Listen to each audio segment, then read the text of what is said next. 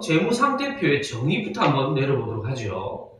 재무상태표의 정의는 일정 시점에, 기업의 일정 시점에 자산, 부채, 자본의 상태를 나타내주는 표가 재무상태표입니다.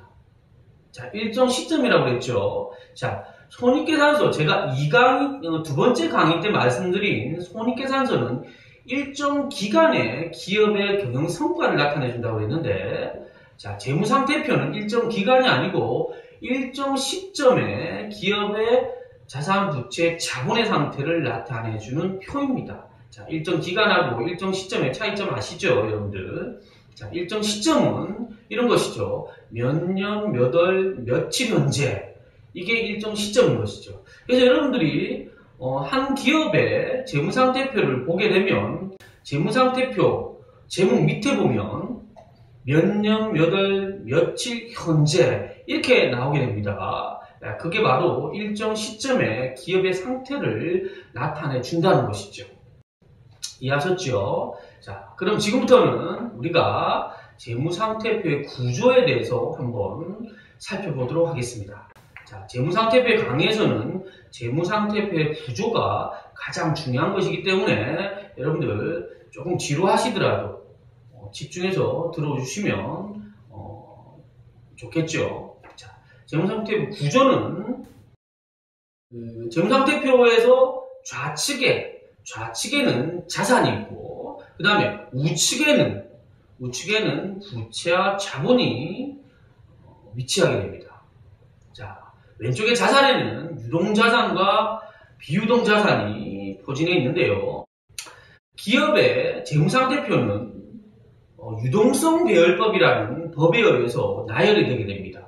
자, 유동성 배열법이란 유동성이 높은 자산부터 기록되어지고 점점 갈수록 유동성이 낮아지는 자산이 기록되어집니다. 이것이 바로 우리는 유동성 배열법이라고 하는데요. 자, 자산에 위치된 것을 보면 유동자산이 처음에 나오고 그 다음에 그 밑에 보면 비유동자산이 나오게 됩니다. 자, 유동성 배열법에 의해서 그렇게 되는 것이죠. 왜 이렇게 기록하게 되는 것일까요? 자, 재무상태표는 누가 이용합니까? 자, 이게 재무상태에 필요한 회계정보 이용자들이 보게 되는 것이죠. 자, 회계정보 이용자들이 이해하기 쉽게 보라고 유동성이 높은 자산부터 나열하게 되는 것입니다. 자, 유동성이 높은 자산부터 나열된다고 했는데, 그럼 자산 중에서, 특히 유동자산 중에서 제일 먼저 나오는 자산의 항목이 뭘까요? 자, 여러분들 이해하시죠? 머릿속에 스쳐 지나갈 겁니다. 예, 맞습니다. 현금이 제일 처음에 나오게 되는 것이죠. 왜요? 현금은 유동성이 100%죠. 자, 따라서 유동자산에 제일 처음에 나오는 것이 현금이 되겠습니다. 현금이 나오고, 또 밑에 보면, 단기 금융상품이라든지 재고자산이라든지 이런 것들이 포진하게 되는 것이죠. 자, 그러면 유동자산은 정의가 어떻게 될까요? 과연 어떤 것들이 유동자산으로 분류가 되는 것일까요? 자, 기억해 둡시다. 유동자산은 1년 내에 현금으로 전환이 가능한 것들을 유동자산으로 봅니다. 다시 한번, 유동자산이란 1년 내에 현금화가 될 수 있는 자산들을 유동자산으로 분류하게 됩니다. 따라서 유동자산에는 좀 전에 말씀드렸다시피 현금, 대표적인 게 현금이고, 그 다음에 우리 예금이라고 그러죠. 1년 내에 만기가 도래하는 예금이라든지, 그 다음에 보통예금, 입출금이 가능한 보통예금, 그 다음에 재고자산, 재고자산도 팔면은 바로 돈이 되니까 마찬가지로 유동자산에 들어갑니다. 그 다음에 단기금융상품, 단기란 얘기는 1년 이내겠죠, 그죠? 자, 1년 이내에 만기가 돌아오는 단기 금융상품도 유동자산에 포진되게 됩니다. 자, 유동자산 밑에 보면 비유동자산이 나오게 되는데, 그럼 비유동자산은 어떻게 분류가 될까요? 어떤 자산들이 분류가 될까요? 그렇죠. 현금화가 되기 위해서는 1년 이상이 소요되는 것들이 바로 비유동자산입니다.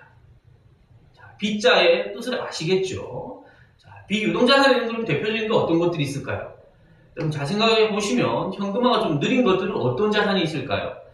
자, 보통 이제 우리 건물, 토지, 또 무형자산 중에서 특보권, 산업재산권 뭐 이런 것들이 비유동자산에 해당이 됩니다.